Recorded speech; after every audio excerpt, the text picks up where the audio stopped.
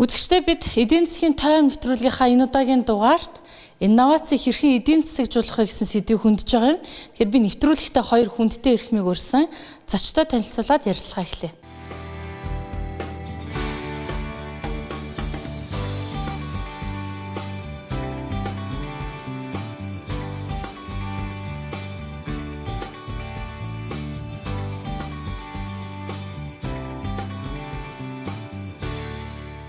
Би эхний асуултыг ганц зэрэг багшд тавил да. Та бол нано технологийн чиглэлээр Монголд анх итгэжтэй нэг.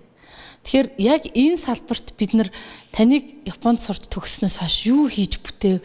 Энэ инновацийг эдийн засаг жуулахад тулгамж байгаа асуудлууд нь юу вэ? За яг өнөөдрийн өндөрлөгөөс харахад бол хөгжснө гэвэл хөгцөө.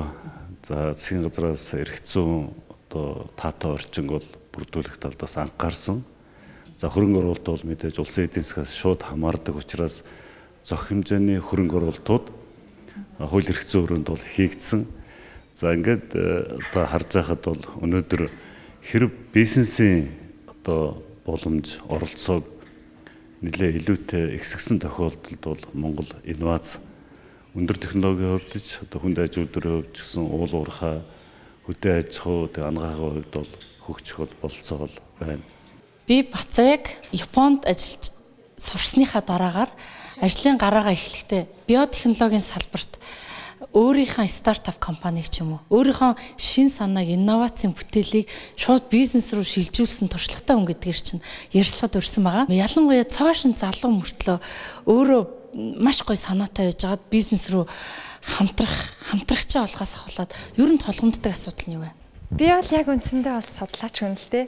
Яг ингээд Токиогийн 2 жилийн өмнө Токиогийн их сургуулиас доктор аваад тэгээ яг миний судалгааны ажил бол харьцангуй тийм яг эмчилгээний аргачлалт бол илүү их ойрхон судалгаа хийгдчихсэн.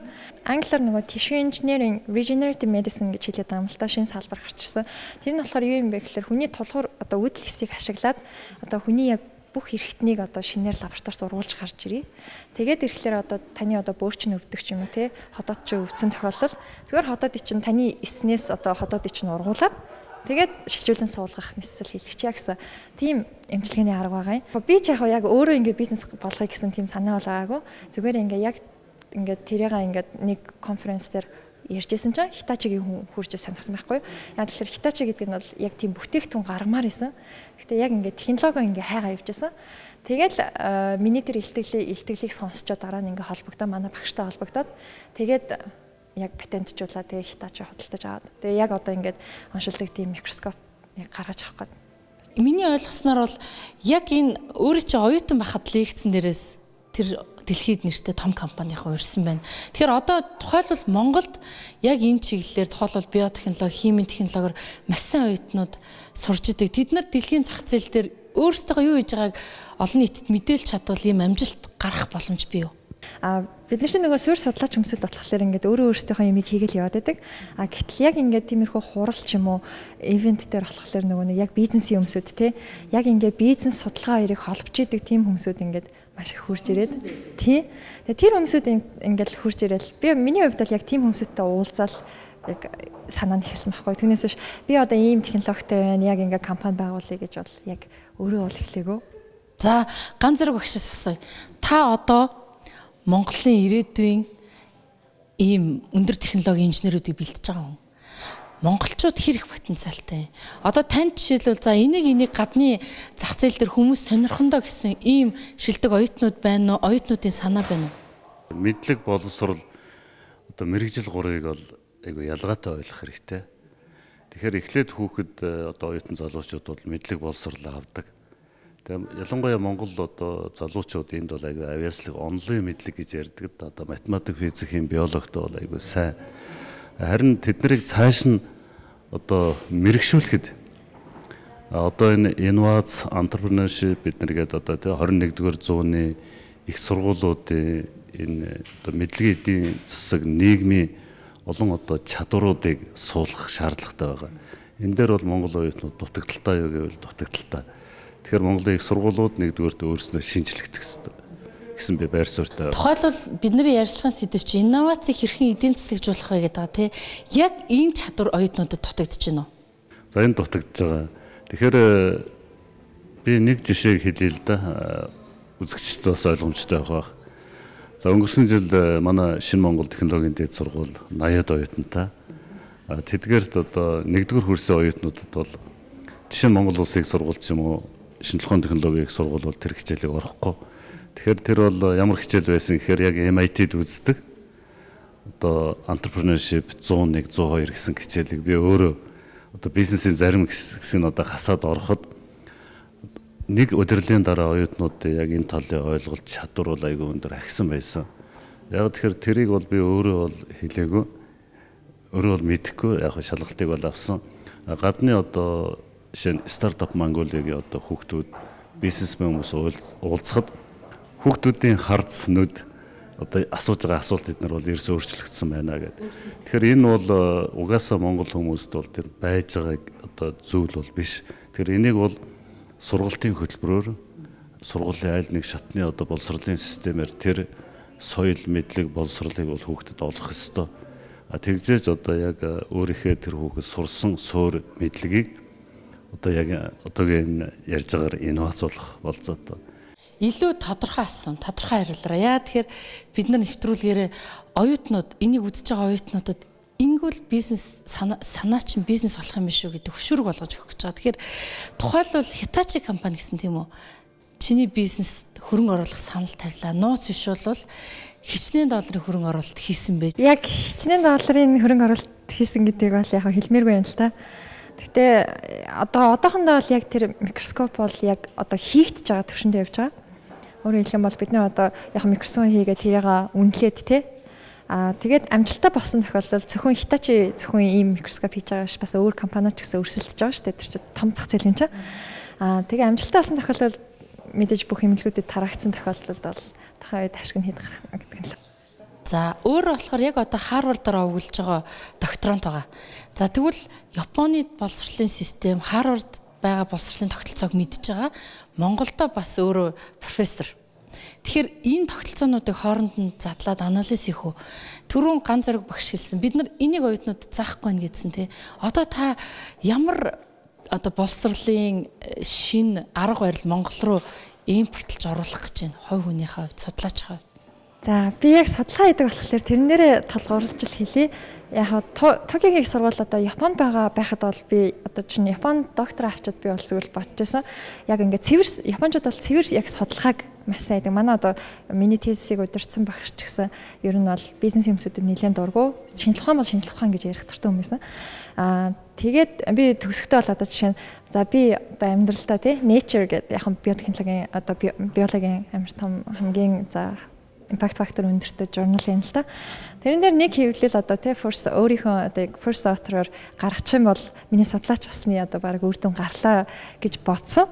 Тэгээ би Америкт очсон. Тэгээ Америкт очсон чинь манай багш бүр шаал өөрөө ингээд доороо 4-5 компанитай.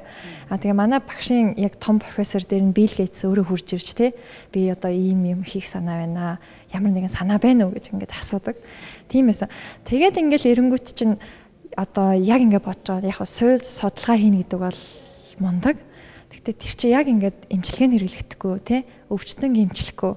Эсвэл яг ингэ бүтээгдэхүүн бол зах зээл дээр гараагүй тохиолдолд бол ерөөсөө хэрэггүй байна гэдгийг амар ойлгосон. Тэгээд тийм хичнээн суурь судалгаа чинь ашигтай явж исэн ч гэсэн яг ингэ бүтээгдэхүүн болоогүй гараагүй тохиолдолд амигчууд ингээл тэр прожектыг бол таслаа явуулдаг манай багш бол. Зөв. Санхүүжилтийн зогсоох нь шүү дээ. Амжилтгүй гэж. Өөрөөр хэлэх юм бол яг шулуухан одоо жоохон бүдүүлэг хэлэх юм бол тий ашиггүй прожектыг бол ерөөсөө явуулдаггүй амигчууд. Ашиг болохгүй бол тиймэрхүү талаас бол одоо жишээ нь Америкаас одоо ингээд судлаач болж байгаа гарч байгаа оюутнууд бол харьцангуй бизнес сэтгэлгээ гэх юм уу тий тэр entrepreneurship сэтгэлгээ нь бол харьцангуй хөгжсөн байдаг. Манай дутагдаад байгаа энэ чанарыг Америкт 1 номер тавьж үзт юм байна гэж ойлгож байна. Ер нь бол их чухал. Тэрийг одоо за одоо тэгвэл Монголд түрүүн ганц зэрэг багш хэллээ. Чадaltaй оюутнууд байна гэж байна. Тэднэрт санаа дутагдаад байна. Ер нь гадны зах зээлд хөл тавихад юу дутагдаад байна? Чи юу гэж үнэлждэг юм чи? Миний бодлоор одоо know how гэж ярьдэн шүү дээ, тий. Монголчууд одоо потенциал нь оюутнуудад бол потенциал байна, тий. Тэгээд яг тэрийг одоо шинэ ингээ гаргачих юмсан гэсэн мөрөөдөл байгаа гэдэг. Тэгтэл яаж гаргахаа мэдтгүү, тий. За яаж? Би энэ асуултыг л чамд байна. Тэгэхээр Монголоос ингээд яг ингээ гадаад руу гарна гэдэг бол хэцүү л дээ, тий. Яг ингээс өөр ямар арга төвшин хэцүү. Тэгэхээр Би бол одоо зүгээр өөрийнхөө замналаарч гэдэг юм уу тий. Одоо Монгол ингээд шилдэг байгаа залуучууд бол гадаадын одоо том шилдэг одоо судалгааны төв ч юм уу тий компаниуд дээр очиод ингээд тодорхой хэмжээгээр байр сууриа эзэлчих хэрэгтэй тий. Тэгээ тухайн одоо зах зээлийг ингээд яг ингээд маркетинг нь мэддэг болчих хэрэгтэй. А тэгсэн тохиолдолд бол одоо юу гэдэг нь тий тухайн маркетингийн яг ингээд дөрмийг нь мэдсэн тохиолдолд бол одоо яа тоглох бол яг өөрийн асуудал болно шүү дээ. Тэгээд дараа нь Монголдо ингэж оруулж ирэх нь нэлээд чухал юм байна. Одоо жишээлбэл өөрийнхөө улсад танигдахгүй байж байгаад хаар урдад очиод яг энэ боломжоо олж авсан оюутнууд олон байна уу? Заавал ингээ Монгол гэлтгүй те гадаадын оюутнууд бол ерөөсөө маш олон шүү дээ. Ер нь бараг Америкт ч алдартай болсон тийм оюутнууд эргээгээ тэгээ устдаа хөгжил оруулсан энтхийг ч юм уу те. Тийм оюутнууд бол дэлхийн бүх хил хязгаар байхгүй тэр том зах зээл рүү нэгэн зэрэг хөл тавих боломж байна тийм үү. За хан зэрэг хашаасан. Яг Монголынхаа боловсролын тогтолцооноос бид нар шууд гадны зах зээлд гарах боломж байдаггүй юм уу? Яг уу дан инженерүүд, дан менежментийн одоо мэрэгжлийн хүмүүс, дан одоо эдийн засгчд бол яг дэлхийн зах зээлд бол шууд гарах бол болцоо байхгүй. Тэгэхээр би нэг жишээг хэлээ л да. Сая Бацаа одоо тэ докторийн одоо сурж байгаа Harvard, MIT дээр бол шинэ MIT-гийн сая 15 оны 12 сард гарсан одоо тайланд бол одоо MIT-гийн төгсөгчд бол 30 мянган компани байгуулсан. За нийгэмд бол 4.6 сая ажлын байр. Тэгээд орлого нь бол жилийн 2 тэрлөө одоо 10 дахь том эдийн засаг болж байгаа. Тэгэхээр тэд нар бол энийг хийж чадсан байгаа. За мэдээж одоо тэрний олон зүйлийг ярьж болно л доо. Гэхдээ одоо миний одоо бас өөрийн профессор болсон их сургуультай холбогдож байгаа бизнесийг одоо орчин ойлгож ядаад явж байгаа энэ үед бол яаж Монголоос одоо нэг судлаачийг нэг одоо бизнесменийг олон улсын зах зээл тодорхой нэг бүтээгдэхүүнээр гаргах уу гэдэг бол одоо Монголын одоо мөрөөдөл байна шүү дээ. Энэ мөрөөдлийг биелүүлэхэд бол бид хүч хаях хэрэгтэй үст. Энэ дээр бол яг юу ямар оролцоо хэрэгтэй байна. Нэгдүгээрт зөвхөн одоо нэг их сургууль бол дийлэхгүй сайн судлаачийг гаргаж болно Бацаа шиг. Улсаараа дэмжиж хагаад нэг сайн судлаач гаргаад ирэх боломж бий биднэрт. Энэ дээр бол би илүү багийг гаргах хэрэгтэй гэж бодож байгаа. Монголд бол түүхийд нь байна. Маш чадвартай одоо онлайн мэдлэгтэй залуучууд хаанч голохдохгүй залуучуудыг Монголч гадаач гэсэн бэлтгэж байна. Одоо энэ дээр ганцхан миний зүгээр харж байгаагаар манад нэг тийм одоо орчин одоо экосистемийг л бүрдүүлэх хэрэгтэй байгаа. Яг тэн дээр л юм үржиж яадаг л да.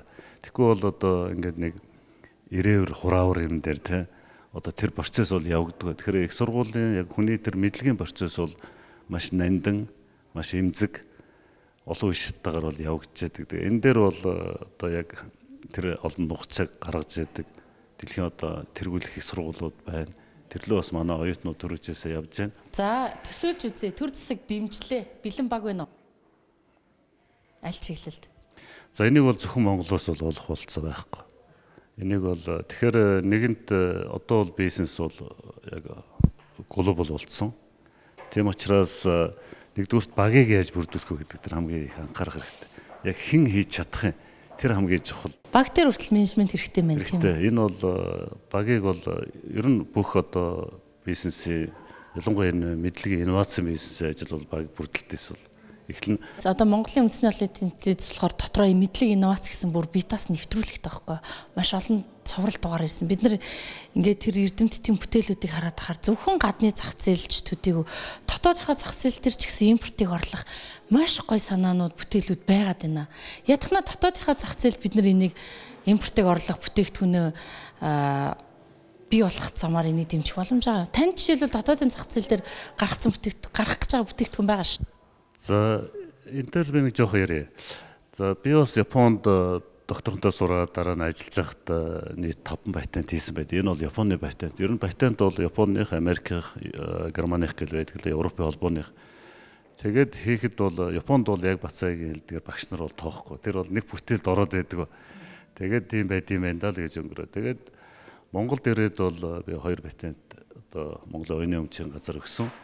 Тэрнийхээ үндсэн дээр Novelty гэдэг компанийг үүсгэн байгуулад Nano Protect гэдэг одоо Монголын судалгааны нөөц зах зээл одоо судлаад хамгийн энгийнээр одоо Тэгтээ бас мэдлэг шингэсэн, инновац шингэсэн одоо компаниг байгаа хоёр бүтээгдэхүүнийг бас хэрэглэгчдийн гар дээр тавьчаад байгаа. Нэг нь нөгөө нэг ийм тухайлбал хувцсан дээрээ шүршгээр нөгөө нэг фэйсбүүкээр бас гадны бичлэг гэсэн гараад хувцсан дээрээ шүршгээр дээр нь ус хэр толб тогтдгоо тийм шүршдэг нэг спрей хийсэн тэр мөн үү? Тэр таны бүтээл үү? Тий. Тэр бол яг ингээд хэрэглэгчд бол бүтээгдэхүүн яг судлаачдын хувьд бол ялангуяа физикийн химийн салбарт бол том судалгааны ажил байдаг.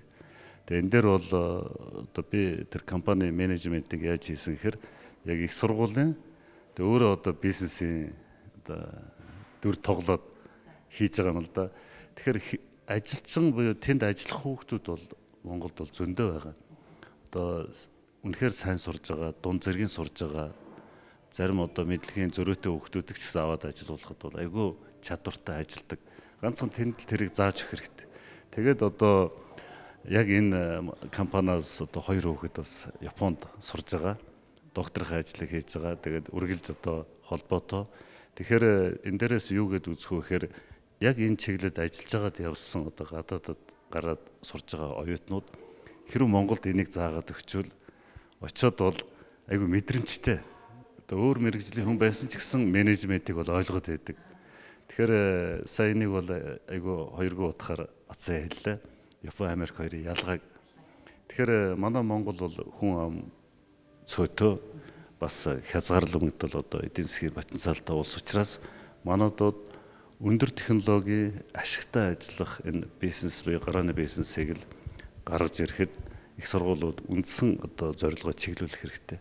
Тэгэхээр манай одоо сургууль одоо битэрээ ажилтдаг сургуулийн хувьд бол ерөөсөө биотехнологи, нанотехнологи, мэдээллийн технологийн бааз дээр гаргаж ирэх гэдэг. Таны сан ингэж ойлгож байгаа. Хэрэв үнэхээр яг бизнесийн хөшүүргийг хааруурч бид нар босхын тавиад өгөх юм бол амжилтгүй төслүүдийг санхүүжүүлдэг, амжилттайгийнхын төлөө маш их хөрөнгө оруулалт хийдэг. Ийм болчвол нөгөө ихтэй сургууль төгсчөөл лангууны ард инженерүүд маань зогсож идэг энэ байдлыг халах уу?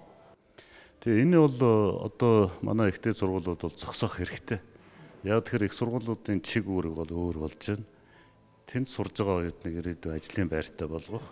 Тэгээ тэр нь нийгэмдээ баялаг бүтээдэг л хүнийг бэлтгэхэд бүх үйл ажиллагаа чиглэгдэж байгаа. Одоо яг одоо энэ их сургуулиуд сурж байгаа оюутнуудад хэлэхэд та нарын одоо үзэж байгаа хичээл болгон одоо өнгөрөөж байгаа цаг болгон ч одоо маш чухал шүү.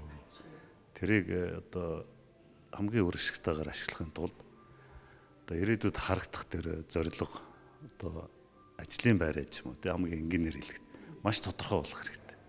Тэгээд тэрнийхээ төлөө бүх юмаа зориулж үзвэл бүх юмцэн амттай бүх юмдаа сонирхолтой өөрөө айгу баяр баясгалантай яг сурж байгаа их сургуульчин яг гоё урлан шиг л одоо байна гэдгийг л хэлмээр. За Бацад хамгийн сүүлийн дүгнэлтээ их боломж олгоё. Оюутнууд өөрөөс чи ямар үлгэр дуурайл аваасаа гэдгийг л хүсэж байна. Монгол оюутнууд өөртөө итгэлтэй гасаа. Тэгээ би одоо ингээд шинэ Монголд ирэхээр ингээд шинэ Монголын оюутнуудтай ингээд яриа хийдэг. Тэгэхээр ингээд тийм амар өөртөө тийм итгэлгүй гэх юм уу те. Наад хүн чинь угаасаа ингээд жоохоо тусгай болохоор ингээд амжилттай явцсан юм ба би ч яах вэ дээж. Тэгж ярих оюутнууд олон байдаг. Гэтэл үгүй байхгүй те. Билл Гейтс ч вэ, хин ч вэ ер нь адилхан л хоёр гартаа хоёр хөлтэй. Боломжоор шүүрч авсан болохоос ш төрхтөө тусгай төрөөгүй гэдгийг өөрөө хэлэх гээд байна тийм ээ. Тэгээд хин илүү одоо юу гэдэг нь те илүү өөрийнхөө одоо мөрөөдлийг одоо тодорхой харж те тэрнийхээ төлөө илүү хичээж одоо сууж чадна. Тэр нь илүү их амжилтанд хүрнэ. Тийм болохоор ингээд том мөрөөдөөд те өөртөө ихтгэлтэй байгаад тэгээ гол нь ингээд тууштай. Тэгээ ингээд амархан шантралгүйгээр тэгээд хичээвэл ер нь бол боломжтой гэж бодож байгаа. За баярлалаа. Эдийн засгийн тойм нэвтрүүлгийнхаа энэ удаагийн дугаарт бид шинэ Монгол технологийн дээд сургуулийн захирал Ган Зориг, за мөн Харвардын их сургуулийн, анагаахын их сургуулийн судлаач Бацаа нартай ярилцлаа. Хамгийн гол нь инновацийг бид хэрхэн эдийн засагжуулах вэ гэдэг дээр оюутнууд болон бодлого шийдвэр гаргагчдын анхааралд байх ёстой сэдвийг хүндээ ярилцлаа.